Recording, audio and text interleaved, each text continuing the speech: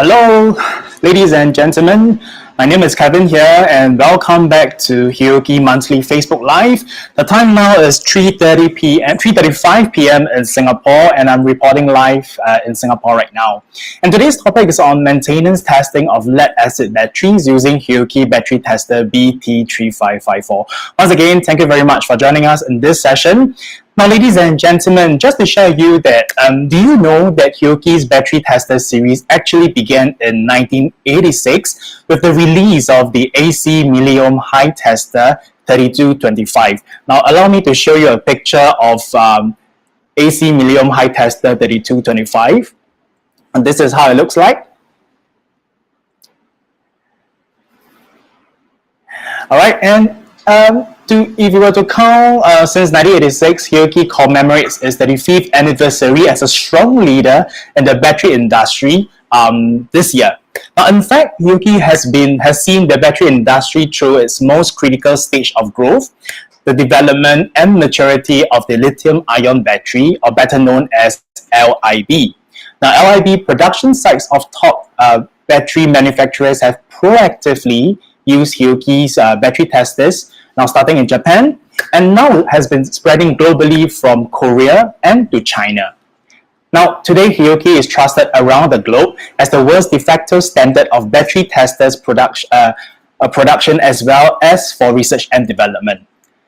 Now, apart from lithium-ion batteries, Hioki battery testers can also be used in the maintenance testing for the lead-acid batteries. Now, ladies and gentlemen, Hioki portable battery testers can support the maintenance of UPS and storage batteries, critical to the life support of all businesses. Now, in fact, ladies and gentlemen, according to the research in 2011, every minute downtime in a data center will result in a loss approximate of 5,600 USD. That's every minute loss. Wow. All right, so the research also highlighted that about 29% of the downtime was due to system failure because of UPS batteries. 29%. Now, and most shockingly, the UPS related failures proved to be the most costly. Now, because of that, therefore, regular predictive and preventive maintenance is very crucial so as to maximize the performance and reliability of mission-critical equipment, which can prevent chances of downtimes and thus increase productivity and profitability. Now, ladies and gentlemen, I'm very happy to have my colleague here, Mr. Eugene, the Product Marketing Manager, who will be sharing with us more on the maintenance testing of lead-acid batteries using Hioki Battery Tester BT3554. Now, allow me to bring him online right now. I believe he's online at the moment. All right, Eugene. Okay, let me bring him online. All right, over to you, Eugene. Thanks, Kevin. Okay, hold on a while, Eugene. Let me bring it online. Okay, I can hear you. Okay, that's good. All right. Okay, let me just share the screen with you. Okay. Can you see my shared screen?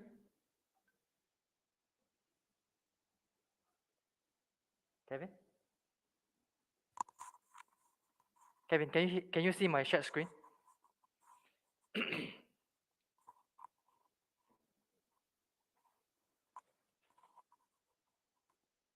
Hello? Yes, I can hear you. So sorry about that. I think there was some problem with my mic system. Can you see Yeah. my shared screen? Yes, we can see your shared screen very good and clear. Let me remove the overlay so that we can see your screen perfectly. Okay. Okay, let me bring you. All right, good. Okay. Thank you, ladies and gentlemen. Welcome to another edition of Hioki Live Facebook sharing. Okay, before we start, I would like to extend my gratitude to all our Hioki fans who are joining us today. In today's sharing, we would like to introduce about the lead-acid batteries and how our BT3554 is able to judge the degradation of such battery over time. We are also going to introduce Genet Cross, which is a freeware to help increase on your productivity during your battery maintenance routine. Now, in this presentation, I'm going to talk a little bit about lead acid battery, just an introduction about lead acid battery. Okay, and then I'll go more into the test and measurement of the BT3554. So without further ado, let's proceed on with this sharing. Hi, All right, so Eugene. I'm today, back again over here. I think we have a fan from Philippines, Fabel, who says that she can't hear you, although I can hear you loud and clear. Okay, give me a moment. Could you say something again, Fabel? Are you able to hear Eugene?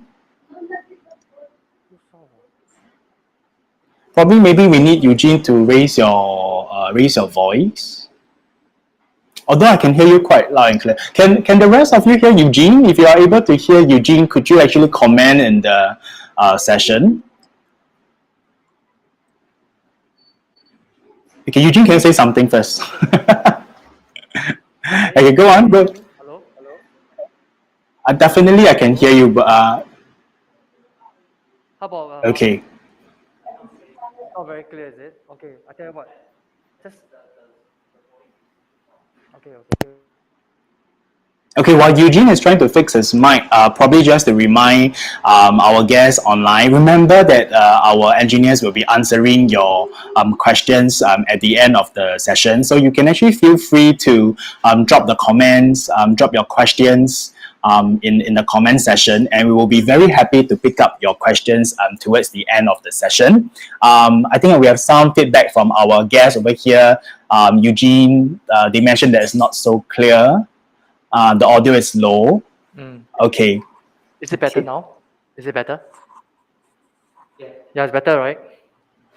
Okay, it's better. Okay, How good, about good. the rest? Okay. Yeah, So we can okay, see that's good. from we have guests. We can hear you from Manila. Hi, Mabuhay. Okay. So we also have friends saying that could be your mask blocking your handsome face, blocking your voice. Sorry. Yeah, Okay. So yeah. Okay. I yeah. think the rest of them can hear you now. So Eugene, I'll pass over to you to lead today's presentation. Okay, Thank you so much. Thank you. all right. Thanks, Kevin. All right. So today's topic, I'll be talking about the maintenance testing of lead acid batteries using Hioki Battery Tester BT3554. Okay, this is the introduction. All right. So first of all, I'll start off with just an introduction about lead acid battery. So in the 1800s, Alexandre Volta, he's a French physicist and a chemist. He discovered that certain fluids would generate a continuous flow of electrical power when used as a conductor, and this led to the invention of the first voltaic cell. Okay, so most commonly that is known as what we call batteries. So in 1859, another French physicist, Gaston Planté, he invented the first rechargeable battery based on lead acid, and this system is still used today. So battery basically is a device that stores electric energy and then transforming the chemical energy into electrical energy. So the fact that power generation sources nowadays are not 100% reliable, now this led to business owners adopting to use UPS with battery banks to ensure that no disruptions to their business operation. So as such, battery storage is used and adopted in all sorts of applications, such as energy storage systems. We have data center, portable devices like PMDs, and then electric vehicle, and etc. So these are the places that you can find lead acid batteries. So we have data centers. Okay, we have radio base stations, power stations, solar wind power plants, Sorry, UPS. Eugene, your slides are not moving. Yeah, just to make sure that if you are moving if you are sharing your slides now, in fact your slides are stagnant. Stagnant, is So it? Okay, yeah, just just let want me. to. That's weird. Mm, Okay, let me share it again. Okay, let me share it again. sure. That's weird. Yeah, because I just want to make sure that you are sharing your slides so that because I don't want the audience to miss out something important. Yeah. Okay. How Okay. about now? Is it better? All right. I can see that your slides are coming. Let me bring your slides. Yep. I'm now in Okay. the lead acid. Okay, Ken. Can If you don't mind, probably you might want to. I'm not too sure how many slides did we actually miss. You might want to start again because it was actually stagnant from right from the start of the oh, title okay, page. okay, Mm. okay, okay. Okay, over Okay, to you now can again. you, okay, let me see. Would you be able to shift to move your slides to see whether it's moving? Yeah, I'm moving it right now. Can you see? Yeah, no. It's now stagnant on places with lead acid batteries. Hmm.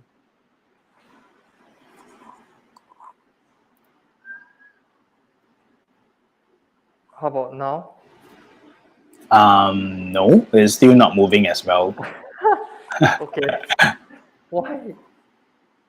Hmm. Ladies and gentlemen, this is very real. I think I mentioned a few times we are doing live session right now. So technical errors is bound to happen. Just to prove to you that we are really going on live, this is not pre-recorded.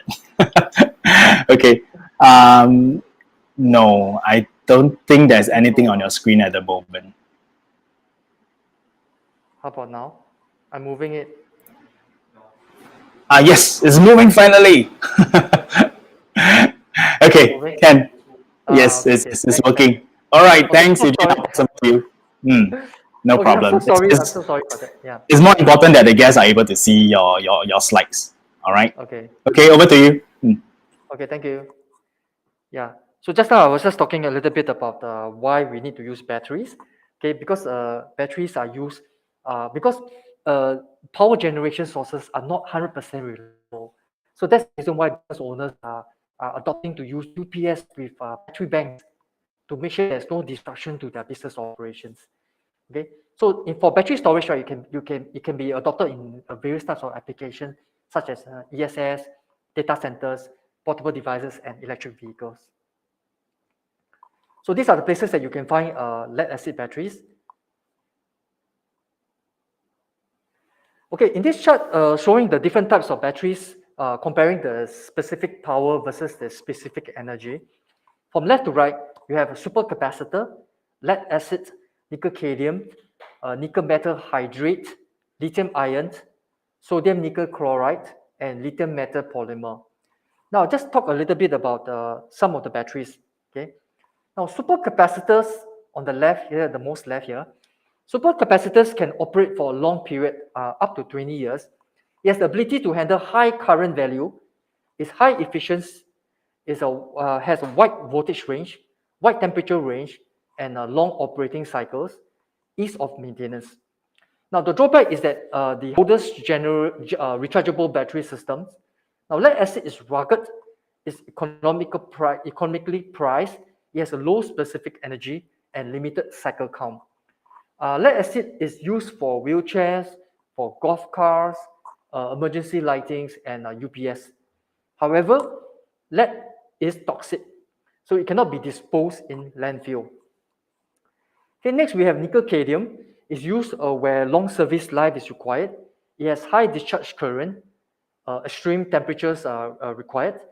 This is the most rugged and enduring battery. Now, the main applications are basically power tools, medical devices, and UPS. All right, then we have nickel metal hydrate, which serves as a replacement for nickel cadmium, as it has only a mild toxic metals and provides higher specific energy. Okay, it's used for medical instruments, for hybrid cars, for industrial application. Now, it's also available in AA and triple A cells batteries for consumer usage. And then we have sodium nickel chloride. It has a long cycle life, 15 years or more, uh, higher specific energy, it's maintenance free, high recyclable of the raw materials, and zero emissions. So the main application is basically for electric vehicles, hybrid electric vehicles, and distributed renewable generators and grid support. So last, we have the lithium ion, which is which can replace many applications that were previously served by lead and nickel-based batteries. Now, due to the safety concern, lithium ion needs a protection circuit. Okay, it's more expensive than most other batteries, but the high cycle count and the low maintenance reduce the cost per cycle over many other chemistries. So today we'll just talk about lead acid battery. Okay, so lead acid battery, if you consider cell voltage, right, is about 2 volts. Okay, but it's able to deliver hundreds of current ampere. So it can deliver very high current. Okay, and then also lead is abundant and cheap. Okay, and it's mostly widely used for rechargeable battery. And don't forget that lead acid battery is also recyclable. Okay, very recyclable. So you can use it for second applications. Okay, so now I shall talk about the operation and types. Okay, so for lead acid, right, we have two types. First is the vented type, and the second type is the valve regulated lead acid. Now, I shall talk about VLA first, vented lead acid battery. It's also referred to as the wet or flooded battery, okay, where you have a liquid electrolyte or a vented cells where the gases produced through overcharging are vented directly to the atmosphere. So that's the reason why it's called vented. Now, these type of batteries are usually installed on open racks in dedicated battery rooms that have dedicated ventilation system. So you must have ventilation for such battery because it emits out toxic gases. Okay. Now, the two versions of VLA types where the flooded batteries lose water can be replenished by refilling with water.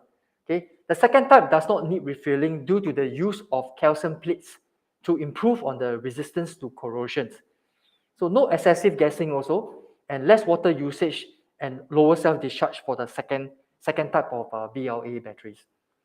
Now the VRLA or the valve-regulated lead acids are commonly known as sealed lead acid battery.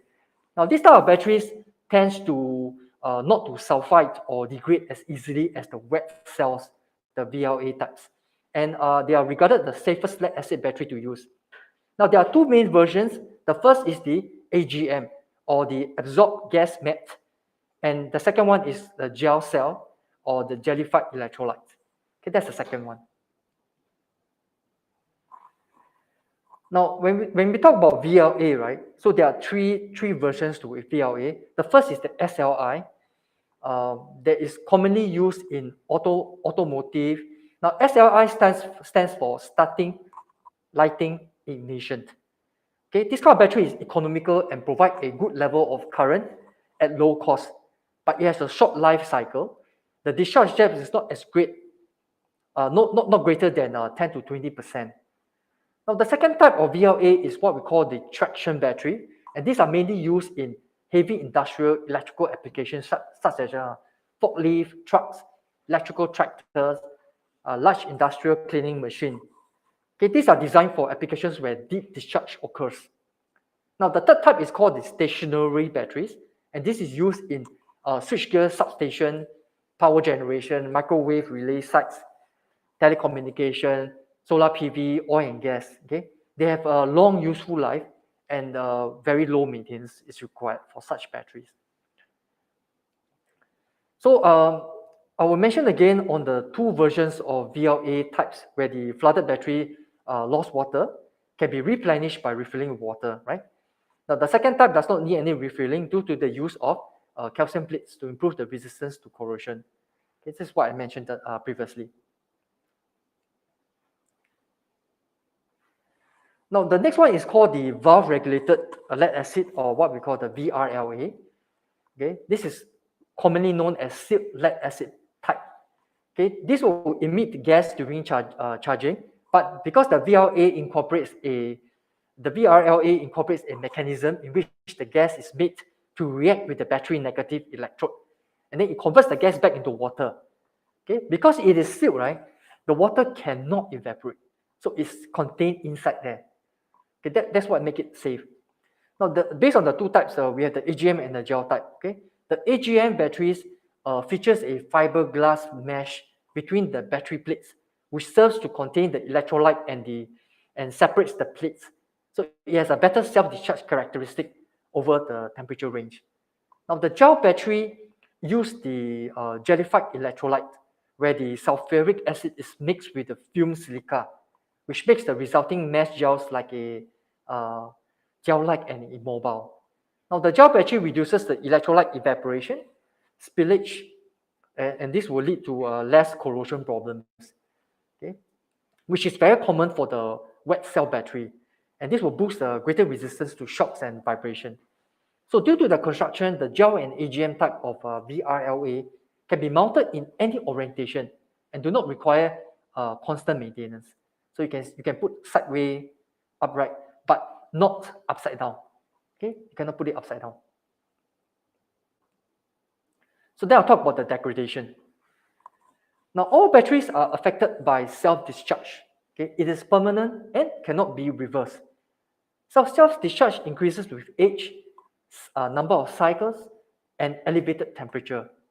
Okay, lead acid has a high self-discharge rate of about 0.5% to 1% per day. Now, there are three ways of self-discharge which can happen to a lead acid battery. The first is H2O electrolysis, which occur due to potential difference between the positive and negative electrode. And this will cause a power consumption and voltage drop. Now, potential difference in the water decompose into hydrogen and oxygen, right? Now, the second type is the electrode and electrolyte and electrode reaction, whereby sulfuric acid in the electrolyte reacts easily with the metal in the electrode, causing voltage drop. Okay, that's for the second one. Now, the third one is due to impurities, where the ions in the water oxidize more easily than lead, okay, reacting with the electrode, especially for those ions, leading to a drop in performance. Now, it is necessary to replace with purified water to replace to reduce the impurities. Okay, next. So for chemical degradation, it actually produces irreversible reactions that cause the battery to gradually degrade. The discharge causes the lead in the electrode to become lead sulfate. Okay, but when this happens, right, it develops a stable crystal structure over time, what we call sulfation. Now, since lead sulfide becomes less conductive once it crystallizes, it will not revert to lead, even if the battery is charged. When lead sulfide crystals adhere to the surface of the negative electrode, the reaction area becomes the electrode and the electrolyte decreases, causing the internal resistance of the battery to increase. Also, the concentration of the electrolyte decreases, causing a voltage drop. Now, the fall of active material, basically the lead dioxide and the positive knots, is packed in pores of a grid. So loading and unloading deforms the grid. So the battery capacity decreases as the material will not return to its original state. Then come to maintenance. So why do we need to test and carry out maintenance routine for lead acid backup batteries? Now, if the current status of these backup batteries in major installations are unknown, then we will not know if the backup system is reliable, right? So if you want to avoid any unforeseen power failure or stoppages, then it is important to test out to ensure that the backup is reliable. Now, another good reason to test the battery is that companies will face capital loss if batteries are replaced sooner than necessary. So it's important to test these batteries to determine which batteries need to be replaced. So that's the reason why we measure the batteries. Companies need to know what to do in order to extend the battery life, and then need to find the optimal replacement time. So to keep the lead acid battery in good condition, okay, apply a fully saturated charge lasting 14 to 16 hours. If the charge cycle does not allow this, then give the battery a fully saturated charge once every few weeks. If at all possible, operate at moderate temperature and avoid deep discharge. So charge as often as you can. Okay, that's one way to extend on the useful life of the battery. Now, when it comes to capacity test, right, this is what we call like a DCIR test. So this is one way to analyze the health indication of a battery. Now, the traditional charge, discharge, and charge cycle is still the most dependable method to measure battery capacity. But the entire process can take up to 4 days, which is very time consuming, and the whole process is very expensive. Okay, so for the IEEEs, they specify the frequency, but generally every certain period of years, let's say 3 to 5 years, is a good span for the battery life. Okay, so then we have ACIR testing to test on the internal resistance of batteries to judge the health state with reference to the manufacturer specs. So naturally, as the number of charge and discharge cycles increases, like so, right? Then the battery internal resistance will increase, okay, which cause the discharge capacity to decrease. Now, the internal resistance varies based on three factors. The first is the ohmic resistance, which is the resistance of electron conductors or the magnetic resistance, such as electrode grids and terminals. This increases when there is corrosions on the grid. The second type is called what we say the reaction resistance. Now, this manifests itself in the reaction between the active material and the electrolyte. And then the last one is called the diffusion resistance, where the charge transfer resistance is caused by too many or too few ions relative to the requirements of the battery reaction. Now, if the battery reaction progresses faster than diffusion can supply the ions, then there will be a shortage of ions near the electrode, so preventing the reaction. So when it comes to ACIR, there are two types. The first is the conductance method, and second type is the impedance method. Now, conductance method is basically what we say, what we call like inversing the resistance. Okay, as the name suggests, the lower the resistance, the better is the conductance, or the ability to allow electricity to flow through the battery. Okay, so that's the meaning of conductance. Now, for this test, it is done during the discharge cycle under a controlled discharge current. Now, this discharge current is normally very high. Okay, the conductance is calculated from the resulting changes in voltage, and this is done with the load disconnected. The drawback of such a testing method is that it is unmeasurable during charging. Okay, that's the only drawback. But other than that, it's still using Ohm's law to calculate on the resistance, but it's inversing the resistance to get the conductance. Okay, next we have what we call the impedance method. Now, Hioki battery testers are using impedance method. Okay, and still same thing, we are still applying Ohm's law to it. Now, when it comes to impedance method, this test is conducted during charge and discharge, and also when the batteries are connected to the load. Okay, so again, for this testing method, it's very straightforward. We are applying a 1 kilohertz AC signal, injecting into the battery, and then the voltmeter will measure the voltage across it, and applying Ohm's law, R equals to V divided by I, to give the internal resistance while the load is connected. So it's important to note that this method is applicable during charge and discharge, and also when the load is connected. So most battery testers are using the impedance method right now.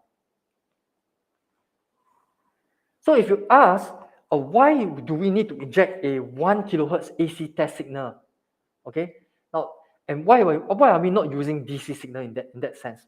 Okay, because if you use DC, right, you can use a normal digital multimeter. Now, this is because using a 1 kilohertz AC signal, right, will excite the battery and allow the resistance to be measured.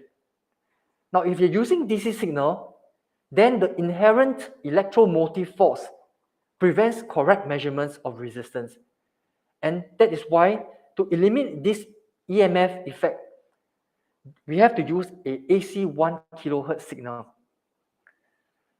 So through our research, we conducted that it is more practical and efficient to measure at 1 kilohertz because it is used for many AC low resistance meter, which are used in battery production line. In addition, the measurement current is low enough to avoid any kind of chemical reaction with the battery, yet high enough to withstand toughness against the noise that's applied to the charging signal.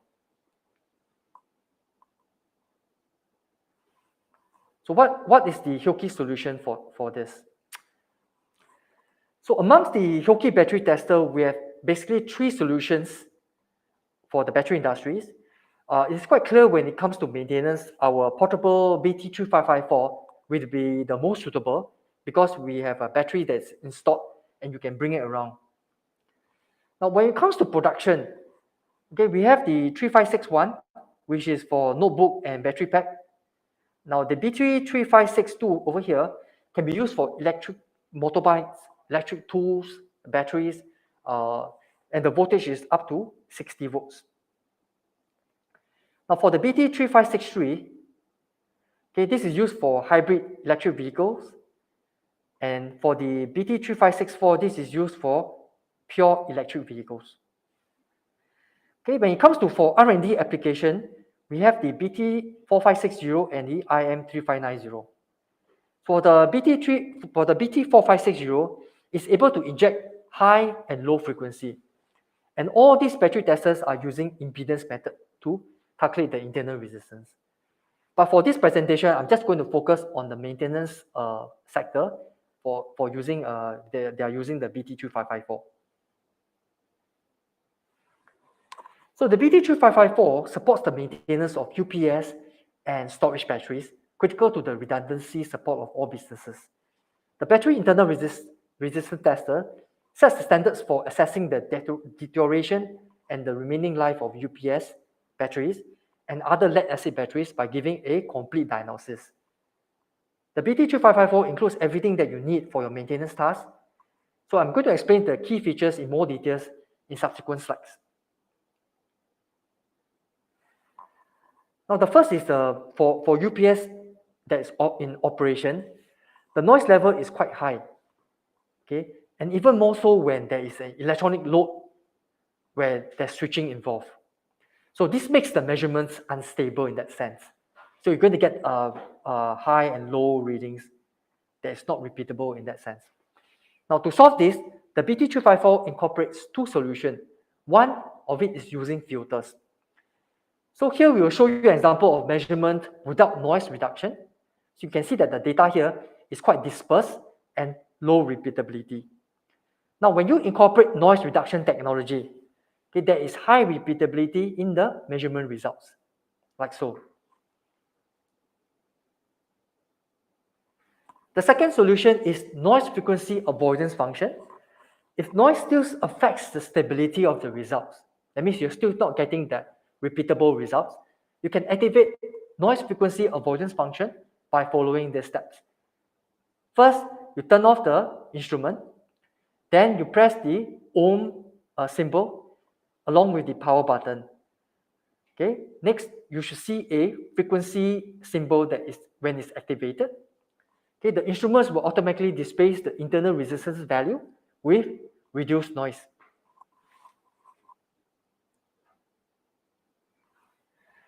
Now, the next important feature is the comparator function. Now, this makes the battery diagnosis easy. So let me explain. It is based on three thresholds. We're going to have three states. We're going to have the pass, warning, okay, and then fail. So for the pass, it means that the battery is good. Warning, it means that you need to do maintenance and monitor the battery more often. And for fail, it means that the battery is not good and it must be replaced. So for resistance, we need the reference value taken from a new battery. So every time a new battery is installed, take the first measurement first and keep a record of it. Okay, so this value is usually very low. Okay, it's usually in the milliohm range. Now it's important to observe the trend. Okay, it's good practice to use this same type of battery for all your battery bank. Okay, don't use different brands, because if you use different brands of battery, then you cannot keep that trending record anymore, right? Because different battery will operate differently. Okay. Now, during the battery operation, the resistance value increases over time. It will be in good condition when showing a pass. That means the measured value is less than 1.5 times of the reference value. Okay. Now, it will show a warning when the measurement resistance is greater than or equal to 1.5 times the reference value. And when you will get a fail when the measured resistance is greater than or equal to 2 times the reference value. So that's the reason why the reference value is very important, because you need to set it into the battery tester in order for it to calculate for you whether it's a pass, warning or fail. As for voltage, the limit for voltage setting for the warning condition is 90% of the nominal voltage of battery. So let's say if you measure the battery, you get 12 volt, right? Then you can input 90%. Anything that goes below that, then it will be a warning condition. So another important feature is the fast measurement time of our battery tester, the BT3554, is able to measure resistance and voltage measurement and stores the value in the memory within 2 seconds. So that's very, very fast, within 2 seconds, all right? Now the process to perform the measurements are, press the tips onto the electrode, like so, okay, like this. So once the measurement stabilize, the value is retained and automatically saved in the memory. Then after that, you can repeat again for the next battery, like that. So imagine if you have 30 batteries. So every measurement can be taken within 2 seconds. That's quite a fast and very productive for you when you do your battery maintenance routine. Now, the analysis software also incorporates important features to help you make comprehensive reports without spending much time on other administrative stuff. Now, we have Genet 1, which is included in the analysis software. Now, the Genet 1 will allow you to do BT2554 data management settings using USB. Now, you'll be able to analyze graph with the result of the measurement for voltage, resistance, temperature, and conditions for pass, warning, and fail. Okay, this will allow you to view the individual battery trend to estimate the maintenance date. So let's say you do it first quarter, second quarter, third quarter, you can monitor the battery trend, or even monthly, okay, based on just one battery. So overall, it's able to provide you with a complete report, which is easy to understand, and most importantly, save you time. Now, the Bluetooth version battery tester also gives you the ability to make report using a smartphone or tablet. Okay, and then you can use the Genet Cross, which is complimentary. You can download from the Google Apps or Play Store. So for these apps, later my colleague Marvin will explain more on the functionality of these apps for Genet Cross.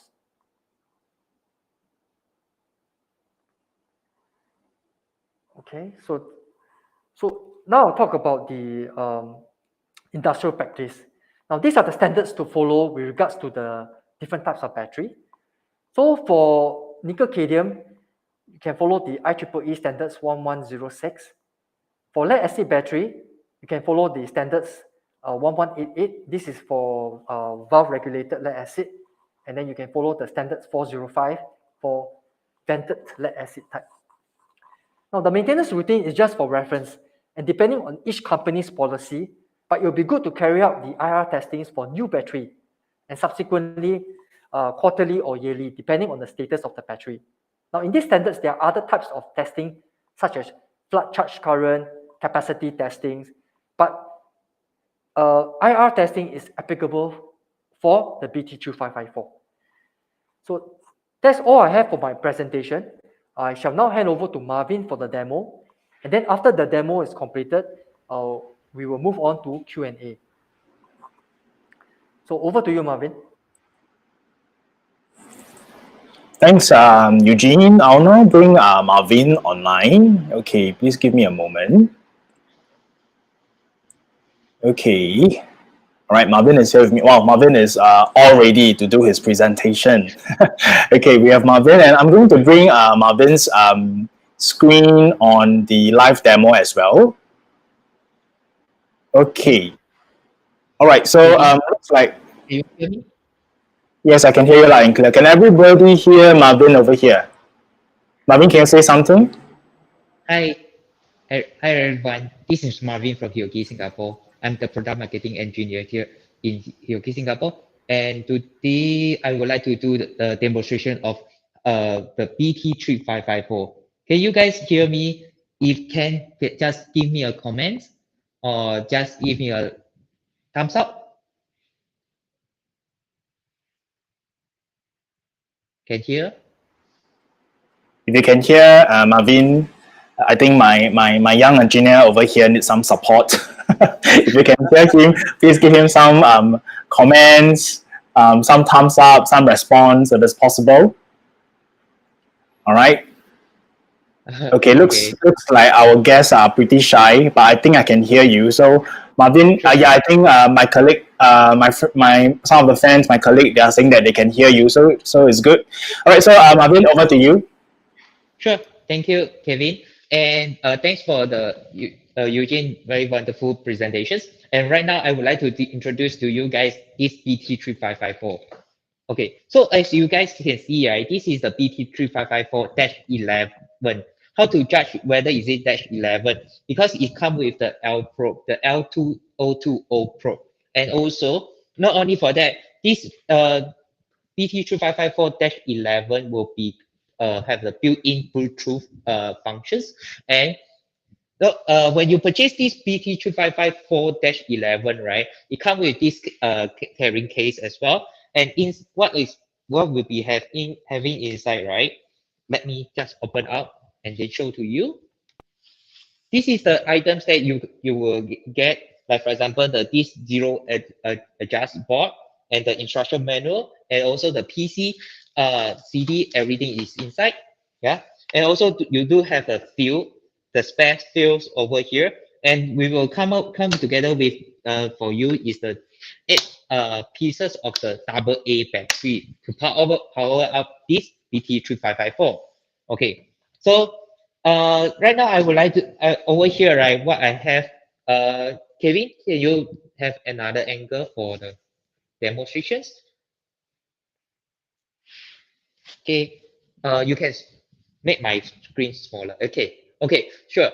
Thanks, Kevin. So over here, right, what I have here is the two type of the lead acid battery. And as you can see over here, this is one of the type of the lead acid battery. And usually for this kind of the lead acid battery, right, they will have some basic specifications written at the side. Okay, so I will right now I'm going to do the live demo for you. And here I will turn on the BT3554. So as you can see over here, I also can turn on the backlight or close the backlight. Okay. And then I will move another camera.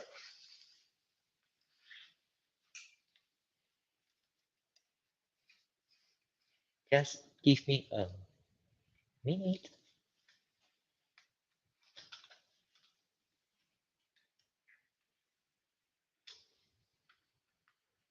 Okay. So right now I already turned on the BT3554, right? So I would like to have Kevin to bring out my another screen that to show it to you how to do the connection for the jet cross. Thanks, Kevin. Okay, so over here I do have the tablet. Okay, for this tablet, right, what I have already pre-installed is the this freeway jet cross. So when you press the jet cross, you will show like this.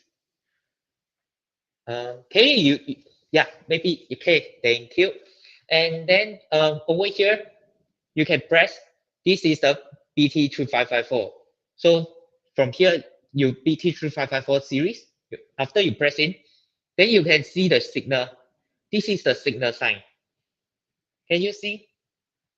Can see, right? Okay, so once you have the signal sign, meaning to say it's ready for connections. Okay, so once you press in, it will be showing you your BT3554 serial number, and then you can press the start button. So before you press the start button, why you need to press the start button?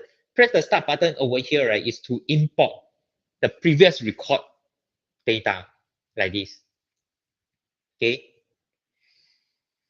so that it will synchronize together with your BT3554, so that you have the you not like erase the previous recorded data as well. Okay, so over here what you can do also, you can do the naming of the title, comment for this unit.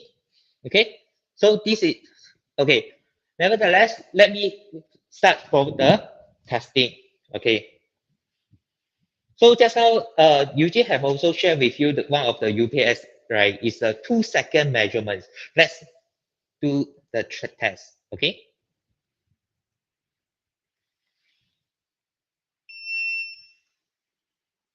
Okay.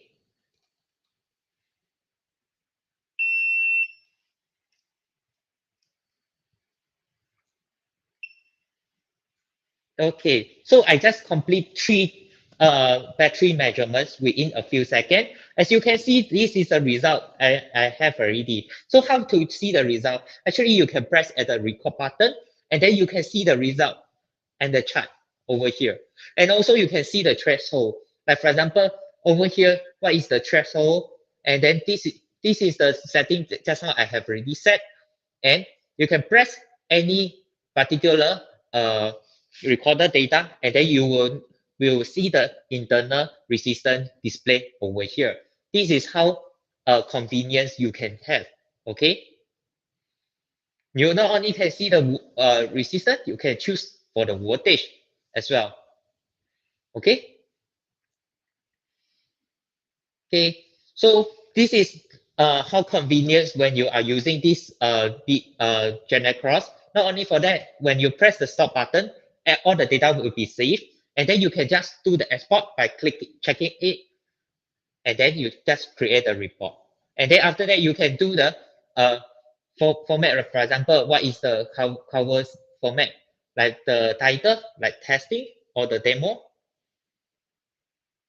and then what is the subtitle, everything. After finish, then you can do the press the OK. Okay, then you will see this is the save report. Okay, all the data will be saved inside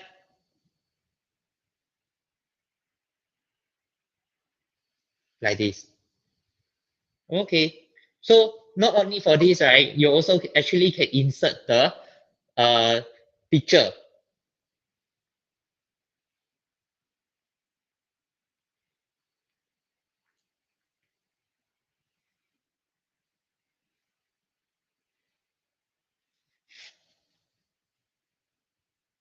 Oh, sorry.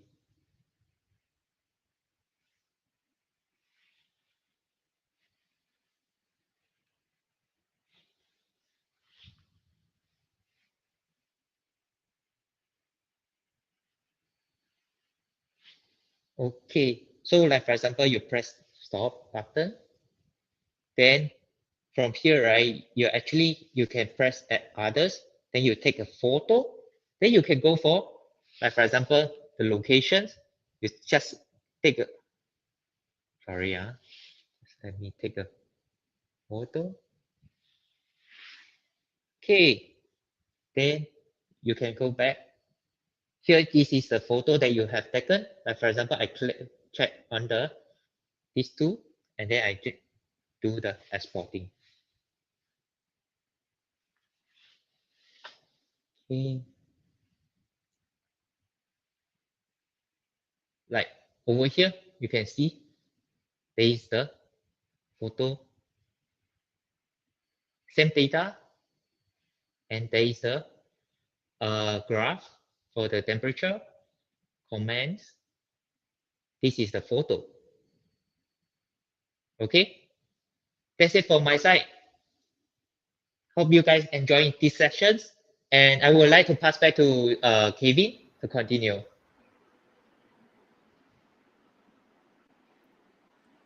All right, thanks, Marvin. That was a very clear and very good explanation on how you can use BT3554 Hioki Battery Tester with Genet Cross. Now, Genet Cross has a lot of useful function that you can tap on, and it will really help many of our engineers who's actually requires the data information for report basis. I think Marvin has shown very clearly earlier how you can actually do that. So, ladies and gentlemen, with this, we will be picking up some questions right now. So, if you have any questions, feel free to send in to the comment section. We will be very happy to take up your questions over here.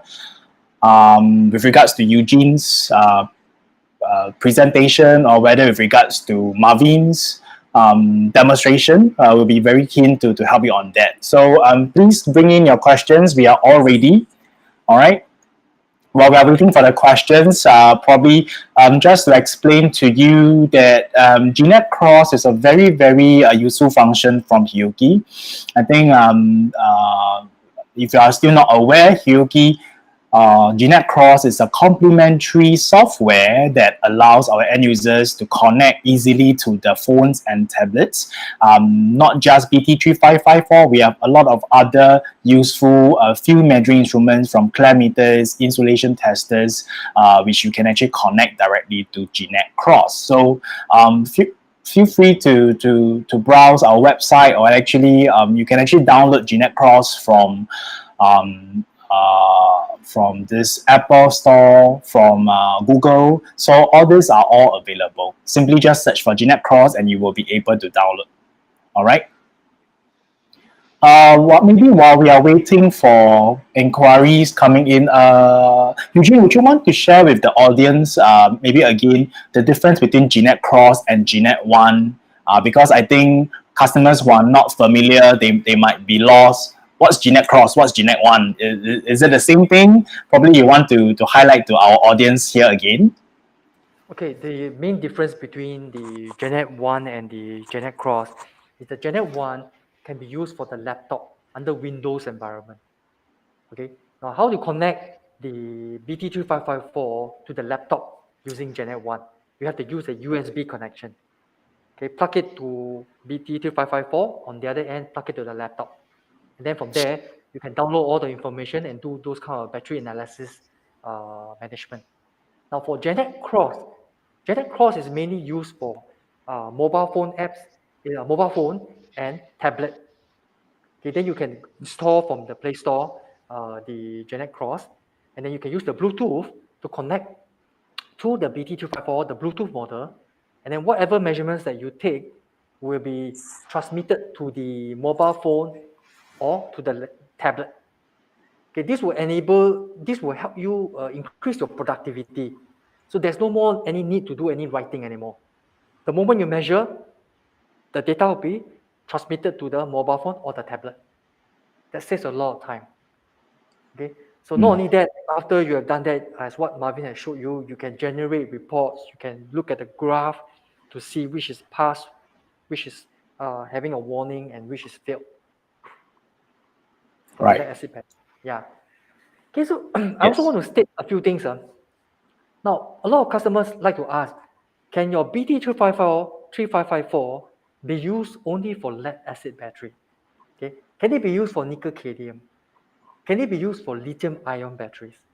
Now, my answer to most of my customers is yes, you can use the battery tester BT3544 for all these types of batteries.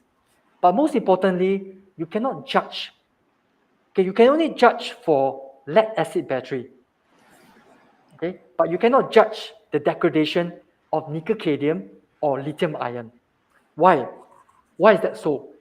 Now, because for nickel cadmium and lead acid battery, the degradation is very, very little over time. Very, very small changes. Okay? But for lead acid battery, the changes are quite significant. Okay? First year, second year, third year, then it starts to curve up. The internal resistance starts to increase like that. So it's very easy to judge using the BT3554. Right? But not for nickel cadmium or lead acid, or lithium ion batteries. Okay, and then another thing most customers like to ask is that why does the fuse always blow so easily whenever I'm doing measurement? Okay, now the main reason is that when you do measurement, right, let's say you're doing on a battery bank. Now the battery bank, usually there is a metal enclosure. Now this metal enclosure is usually grounded to earth, right? So sometimes when customers are measuring, they plug in they touch on the positive terminal, okay? Then they are distracted suddenly. They look at something else. Then the other probe touch onto the metal enclosure. So when you do that, when the metal enclosure is touched on, the voltage will suddenly spike up. Okay, so the only way to save the battery tester is the fuse. When the fuse detects a very high voltage, it will just trip to save the BT3554 circuit. So that's the reason why that happens. So the only way of not letting the fuse blow is whenever you measure, measure it touching the positive and negative terminal. So whenever you're not doing anything, don't suddenly touch the positive and touch the metal enclosure, right? Every time you must only touch terminal. Well, which I think this is also a safety precaution of our product. I think Hioki takes very serious concern into the safety of our end users. Thus, the fuse is also acting as a safety mechanism to actually to protect our end users over here. Now, Eugene, since you have talked about since you have mentioned about the fuse blowing up, maybe you want to share, because we also take care of the repair and calibration center. Would you want to share with our end users how can they send in their battery testers if they actually have such problems? Right. So for the first diagnosis, as a consumer, right? Whenever I do measurement, and suddenly I cannot see any resistance value, but I can see the voltage value for my BT3554. Okay, that's the first indication that the fuse has blown. That's the first indication. So you open up the battery tester from the back, okay, remove the blown fuse, or you can do a continuity check onto the fuse first. Okay, make sure that it's blown. Now, if it's found to be blown, next, take the new fuse that is already provided inside the battery tester, take the new fuse, insert it into the fuse compartment, and then turn it back on again. And then you try to test again. Now, if the resistance value appears and the voltage appears, everything is fine. Then you don't have to send it for repair. That is the first diagnosis. Now, what happens if you put in a new fuse and the impedance measurement or the resistance measurement cannot be seen? Okay, then that is a case where the transient voltage has gone into the circuit board. That means the fuse is not able to save the circuit board. So in that sense, the whole equipment have to be sent for repair. So just have to contact your distributor. The distributor will arrange for the equipment to be brought into Singapore for the repair. So we have a repair center in Singapore. We can do the repair. Okay, the lead time is faster than when you send it to Japan. So that's the reason why we have a service center in Singapore, because we want to serve all the customers in our region, in our territory, in ASEAN. And not just only Southeast Asia, we also, Hioki, just to share with our end users here, Hioki Singapore also takes care of Bangladesh and also Oceania markets. So if there's any inquiries from these regions, feel free to write in to us. We are very happy to assist from here. And in view of the COVID-19 situation, many of us actually bounded in our own country and we are not able to fly, but not to worry. We have engineers and experts over in Hioki Singapore office who are all ready to do a live demo or live session with you to go through the product, troubleshoot with all of you here. So we are all ready. So feel free to write into us. All right, thank you, Eugene, for sharing. I don't see any questions coming in.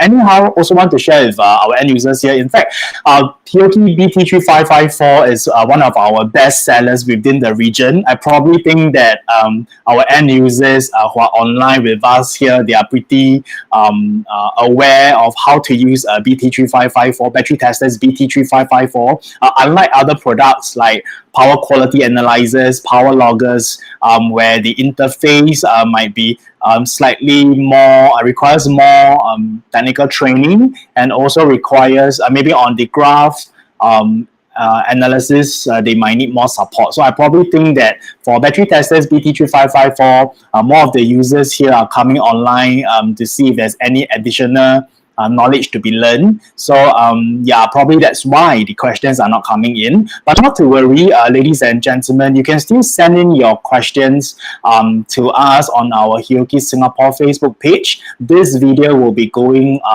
will be uploaded later. So if you see any comments, we'll take it offline and we will reply to you after this. All right, so I probably think I probably will be sharing just the BT3554 link over here. I'm not too sure whether the customers will be able to get the link. Yes, okay. So right now the Hioki BT3554 testers link is up on our comment page. So if you want to know more about Hioki BT3554, there's different versions. So the one that I'm sharing right now is BT3554-11. It comes with a Bluetooth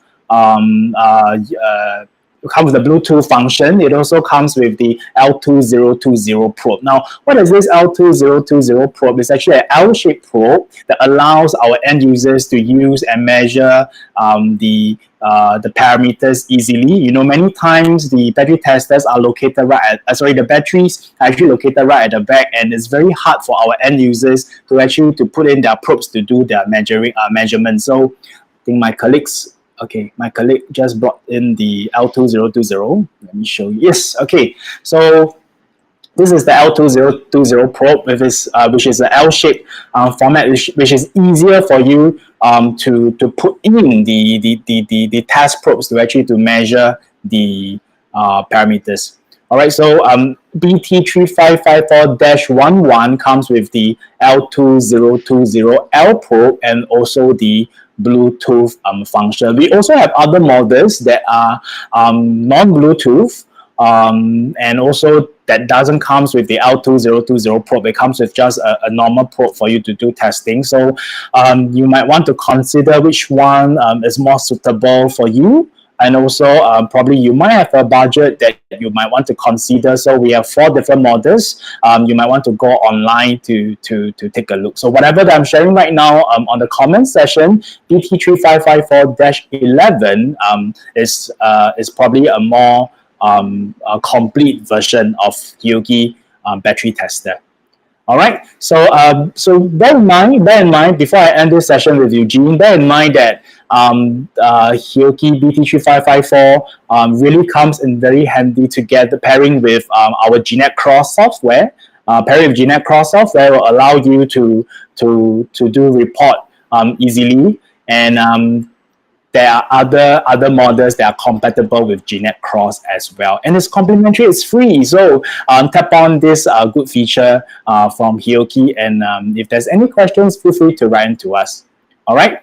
So that's it. If there's no questions from the floor, ladies and gentlemen, thank you for attending today's session on maintenance testing of lead-acid batteries using Hioki Battery Testers BT3554. Once again, in 2020, we are celebrating 35 years of history of our battery testers business, and we are very happy to be able to share with you some of our knowledge on our battery testers. So if you want to know more about our other battery testers, feel free to write into us. You can write into marketing@hioki.com.sg, marketing@hioki.com.sg, or you can come to our Facebook page or our website, www.hioki.com.sg. We will be very happy to answer all your inquiries. All right, so with that, we've come to the end of today's session. Thank you very much. My name is Kevin, and this is Eugene.